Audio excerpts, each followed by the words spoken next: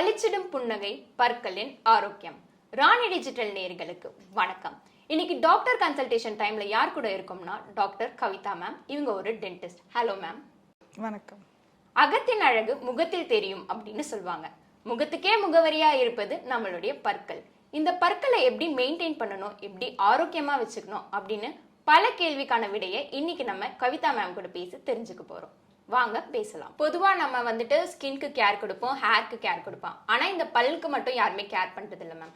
So நம்மளுடைய டீத்தை நம்ம ஸ்ட்ராங்கா மெயின்டைன் பண்ணணும்னா நம்ம என்ன பண்ணணும் மேம்? டீத் அப்படின்னு வரும்போது ஃபர்ஸ்ட் நம்மளுக்கு ஞாபகம் வர்றது நம்மளோட ஸ்மைல். நம்ம ஃபேஸ்க்கு அழகு கொடுக்கறது நம்மளோட பற்கள். ஸோ அதை மெயின்டைன் பண்ணுறது ரொம்ப அவசியம். இதுக்கு ஃபர்ஸ்ட் ப்ரிஃபரன்ஸ் என்னென்னா ப்ரஷிங். 2 வேளை ப்ரஷ் பண்ணணும். என்ன சாப்பிட்டாலும் வாய் கொப்பளிக்கணும். அது பேசிக்காக பண்ணினாலே அவங்களுடைய ஆரோக்கியம் நல்லாயிருக்கும். இந்த பற்சிதைவு அப்படின்ற ஒரு டேர்ம் யூஸ் பண்ணுறாங்க மேம். பற்சிதைவு அப்படின்னா என்ன, எதனால அந்த பற்சிதைவு அப்படின்றது ஏற்படுது மேம்? பற்சிதைவுன்னா டூத் டீகே, சொத்தப்பல் வந்து ஸ்டார்டிங் வந்து ஃபர்ஸ்ட் கம்ஸில் தான் காமிக்கும். கம்ஸ்ன்றது அழுக்குகள் படிகிற இடம். இப்போ நம்ம சரியாக ப்ரஷ் பண்ணலை, நம்ம அழுக்குகள்லாம் அங்கே தேங்கி நிற்கிது, அது வெளியில் எடுக்க முடியல, ப்ரஷிங்கில் ப்ராப்பராக ப்ரஷ் பண்ணி எடுக்க முடியல அப்படின்னா அதில் அப்படியே போய் ஒட்டிக்கும். இதை நாள் அடைவில் போக போக என்ன ஆகும்னா நமக்கு ஈறுகள் வீக் ஆகும் போது ப்ளீடிங் வரும். ப்ளீடிங் வர்றது தான் ஃபர்ஸ்ட் இண்டிகேஷன். அந்த ப்ளீடிங் அப்படியே ஸ்டே ஆகிட்டே இருந்ததுன்னா அந்த ஃபுட் பார்ட்டிகல்ஸ் பல்லில் ஒட்ட சொத்தையாக மாறும். அந்த சொத்தைகள் பரவ ஆரம்பிக்கும்.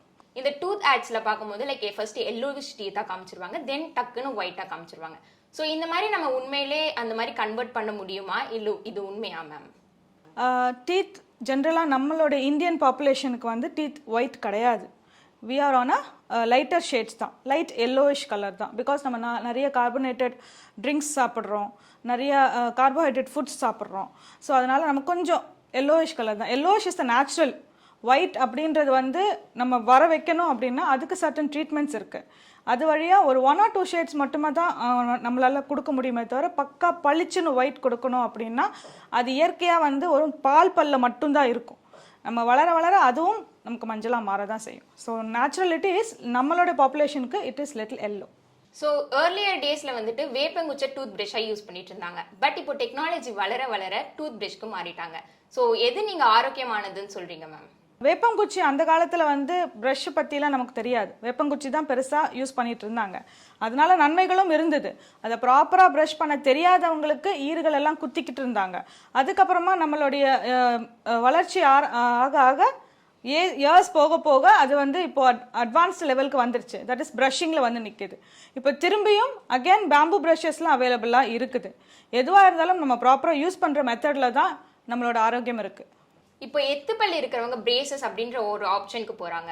அன்ஈவனா இருக்கிற பல்லுக்கு எல்லாம் எந்த மாதிரியான ட்ரீட்மெண்ட் நீங்க சஜஸ்ட் பண்ணுவீங்க மேம்? அன்ஈவனா இருக்கும்போது சின்ன வயசுலயே அவங்களுக்கு அந்த மாதிரியான ஒரு அறிகுறிகள் தெரிய ஆரம்பிக்கும். ஸோ அது நிறைய வகைகள் இருக்கு. பிஃபோர் ஒரு 12-13 இயர்ஸ்க்கு முன்னாடியே பார்க்க ஆரம்பிச்சாங்கன்னா அதுக்கு தனியாக அப்ளையன்சஸ் இருக்கு, வளர்ச்சியை தடுக்கிறதுக்கு அப்படின்னு இருக்கு. நெக்ஸ்ட் அதுக்கப்புறம் பார்த்தீங்கன்னா எலும்பு வளர்ச்சிகள், ஒரு பக்கம் எலும்பு வளர்ச்சிகள் மூலமாகவும் பல்லு தெத்த ஆரம்பிக்கும், ஒரு பக்கம் வெறும் பல்லு மட்டும் தெத்த ஆரம்பிக்கும்.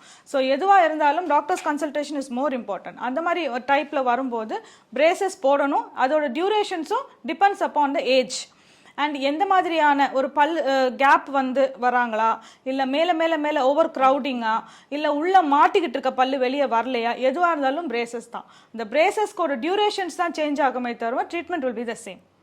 பிரெக்னன்சி டைம்ஸ்ல லைக் மோஸ்டா பாடியில நிறைய சேஞ்சஸ் வரும். ஸோ இந்த டீத் ப்ராப்ளம்ஸ் ஏதாவது ஏற்படுமா மேம்? அதற்கான ட்ரீட்மெண்ட் நீங்க எதை மேம் சஜஸ்ட் பண்ணுவீங்க அண்ட் எந்த மாதிரி ட்ரீட்மெண்ட் நீங்க பண்ணுவீங்க மேம்?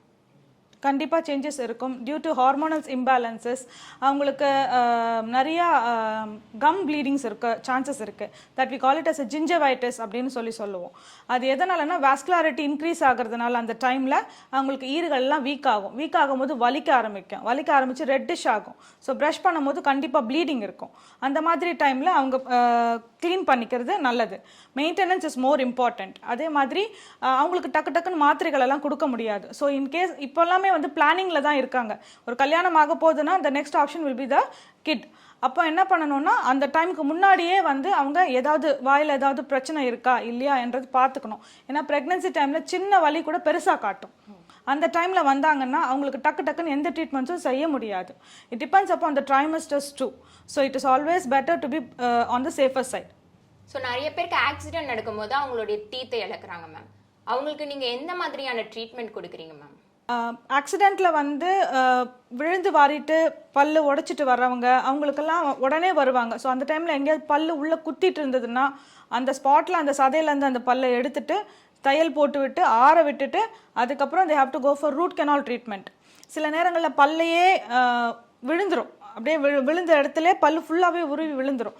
அந்த டைமில் வந்து அவங்க அதை எடுத்து பேப்பர்லேயோ இதுலேயோ சுத்தாமல் வீட்டில் வந்து ஒரு பச்சை பால், காய்ச்சாத பாலில் வந்து அதை போட்டு எடுத்துகிட்டு வந்தாங்கன்னா, முழுசாக எடுத்துகிட்டு வந்தாங்கன்னா அதையே கூட நம்ம ரீஇம்ப்ளான்ட் பண்ணலாம். ரீஇம்ப்ளான்ட் பண்ணி அதுக்கான சில ப்ரொசீஜர்ஸ் இருக்குது, பண்ணிவிட்டு ஃபைனலாக அதுவும் ரூட் கெனால் அண்ட் கேப்பிங் அப்படியும் பண்ணலாம். நிறைய பேர் என்ன பண்ணுவாங்க, அது விழுந்ததுமே அதை எடுத்து பேப்பரில் சுற்றி எடுத்துகிட்டு வருவாங்க, துணியில் சுற்றி எடுத்துகிட்டு வருவாங்க. அந்த மாதிரியெல்லாம் பண்ணினாங்கன்னா நம்மளால் வந்து அதை ரீஇம்ப்ளான்ட் பண்ண முடியாது. அண்ட் சின்னதாக உடஞ்சிருந்ததுன்னா சிமெண்டேஷன்ஸ் போதும்.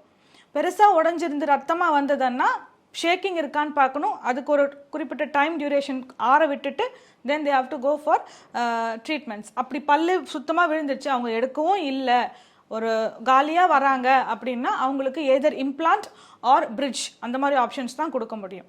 நிறைய பேர் இப்போ டீத் ஒயிட்னிங் அப்படின்ற ஒரு ப்ராசஸ் பண்ணுறாங்க. ஸோ இது எவ்வளோ நாளைக்கு லாங் லாஸ்டிங்காக இருக்கும் மேம்? டீத் ஒயிட்டனிங் அப்படின்றது வந்து ப்ளீச்சிங். ஸோ நம்ம ரொம்ப ஒகேஷ்னலாக பண்ணுறது it will be always advisable. அந்த ப்ளீச்சிங் பண்ணும்போது நமக்கு ஒரு 1 or 2 ஷேட்ஸ் மட்டும்தான் நம்மளால் ஒயிட்டராக கொடுக்க முடியும். பளிச்சுன்னு ஒயிட் கொடுக்க என்ன ஆகும்னா எனாமல் வந்து எரோட் ஆக ஆரம்பிக்கும். ஸோ எனாமல் அடிக்கடி நீங்கள் இந்த மாதிரி ப்ளீச்சிங் பண்ணி விட்டிங்கன்னா எனாமல்ஸ் போக அந்த உங்களுக்கு சென்சிட்டிவிட்டி சீக்கிரமாக வந்துடும். So it is advisable. எப்போனாச்சும் ரொம்ப அக்கேஷன், எனக்கு ஒரு ஸ்பெஷல் அக்கேஷன் இருக்குது, என்னோட வெட்டிங், நான் ஏதாவது ஒரு முக்கியமான ஃபங்க்ஷனுக்கு போகணும் அப்படின்னா ஒரு அந்த மாதிரி அக்கேஷன்ஸ் டைமில் பண்ணிக்கலாம். டியூரேஷன்ஸ் அவங்களுடைய ஒரு 2 years or 3 years இல்லை ஒரு 5 yearsக்கு ஒன்ஸ் ஏதாவது ஸ்பெஷல் அக்கேஷனில் பண்ணுறது வில் பி அட்வைசபிள். பல்வலி, இந்த பல் கூச்சம், அப்புறம் ப்ளீடிங் கம்ஸ் இதெல்லாம் எதனால ஏற்படுது மேம்? பல்லு வலி அப்படிங்கிறது சொத்த பல்லுனால வரலாம் அண்ட் கம் ப்ராப்ளம்னாலையும் வரலாம். பல்லு வலி வந்து சொத்த சின்னதாக இருக்கும்போதே அவங்க அடைச்சிக்கிட்டாங்கன்னா பல்லு வலிக்கு போகாது.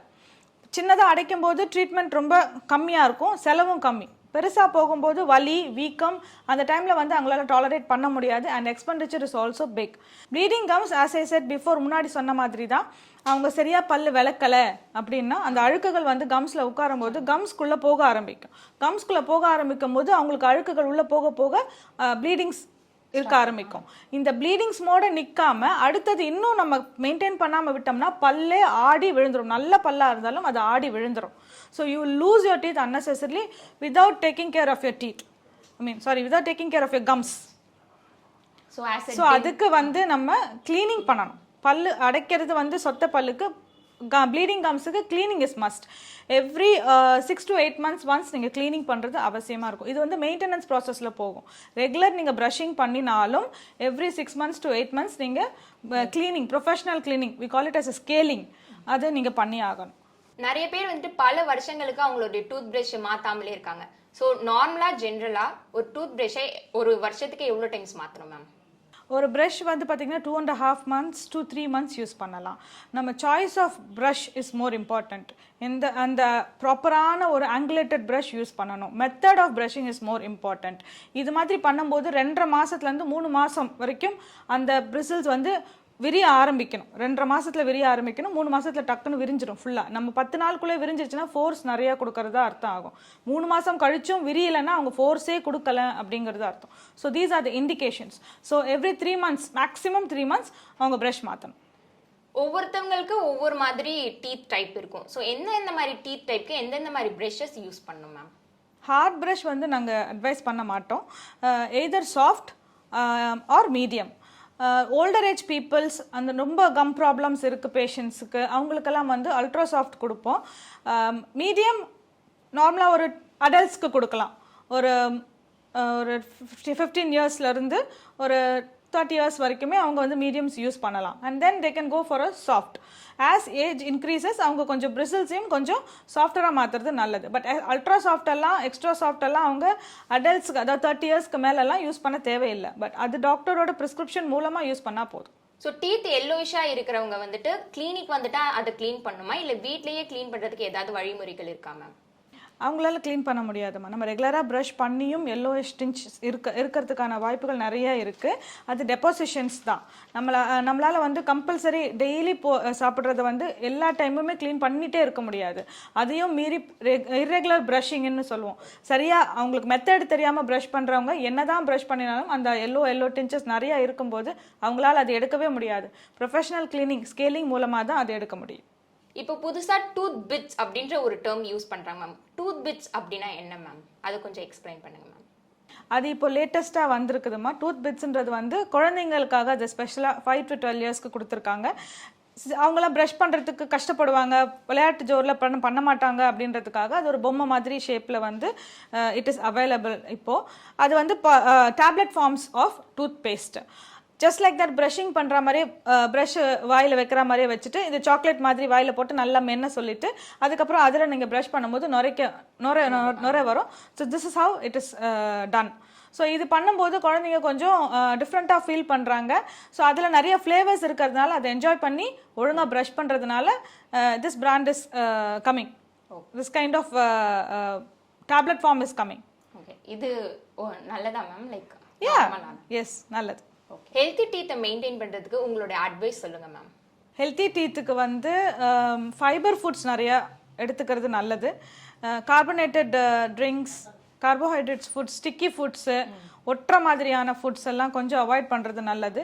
இந்த சாக்லேட் மாதிரி ஐட்டம்ஸ் பல்லில் ஒட்டிக்கிற மாதிரி இருந்ததுன்னா கொஞ்சம் அவாய்ட் பண்ணுறது நல்லது. சுகரி ஃபுட்ஸ் இதெல்லாம் கொஞ்சம் அவாய்ட் பண்ணிக்கிறது நல்லது. நிறைய வாட்டர் கன்சம்ஷன்ஸ் இருக்கணும். தண்ணி நிறையா குடிக்க ஆரம்பிக்கணும். எது சாப்பிட்டாலும் வாய் கொப்பளிக்கணும். ஈறுகள் வந்து மெயின்டைன் பண்ணணும்னா நீங்கள் டாக்டர்ஸை விசிட் பண்ணும்போது அந்த ஈறுகள் க்ளீன் பண்ணும்போது உங்களுக்கு அடுத்தடுத்து வரக்கூடிய ஈறு ப்ராப்ளம், பல்லு சொத்தை, ஈறு வீக்னஸ்னால பல்லு ஆடி விழுகிறது, இது எல்லாமே நீங்கள் அவாய்ட் பண்ணலாம். ஸோ நிறைய பேர் வந்துட்டு ஜாலைன்ஸ் இல்லை அப்படின்னு ஃபீல் பண்ணுறாங்க மேம். ஸோ இந்த ஜாலைன்ஸ் வந்து நேச்சுரலாக வர வைக்க முடியுமா இல்லை ஆர்டிஃபிஷியலாக சர்ஜரி மூலமாக தான் வர வைக்க முடியுமா? ஸோ ஜாலைன் நீங்கள் வரணும் அப்படின்னு நினைக்கிறவங்க ஃபேட் பர்ன் பண்ணணும். ஸோ அவங்க அஃப்கோர்ஸ் அந்த சீக் ஃபேட்ஸை வந்து அவங்க குறைச்சா அந்த ஜாலைன்ஸ் தெரியறதுக்கான வாய்ப்பு இருக்குது. ஆனால் இப்போ அது ரொம்ப கஷ்டமான சுச்சுவேஷன் தான். அந்த மாதிரி கொண்டு வர்றது it is not an easy job. So second option is என்ன மாதிரி பண்ணணும் அப்படின்னா we can go for fillers. Fillers போடும்போது அந்த ஜாலைனை ப்ராமினன்சி கொண்டு வரலாம். அண்ட் தென் த்ரெட்ஸ், இது காஸ்மெட்டிக் உள்ள வரும். ஸோ த்ரெட்ஸ் போடும்போது அந்த ஜாலைன்ஸை நல்லா அழகான ப்ராமினன்சி கொண்டு வர முடியும். ஸோ அவங்க ஃபேஸ் இன்னும் கொஞ்சம் அழகாக அந்த ஒரு லைன் நல்லா தெரியும். Thank you ma'am. Before saying thank you, ஒரு சின்ன அட்வைஸ். உங்களுக்கு ஏதாவது டென்டல் இஷ்யூஸ் இருக்குது அப்படின்னா நீங்கள் நெட் ப்ரௌஸ் பண்ணிவிட்டு நீங்களே டயக்னோஸ் பண்ணாதீங்க.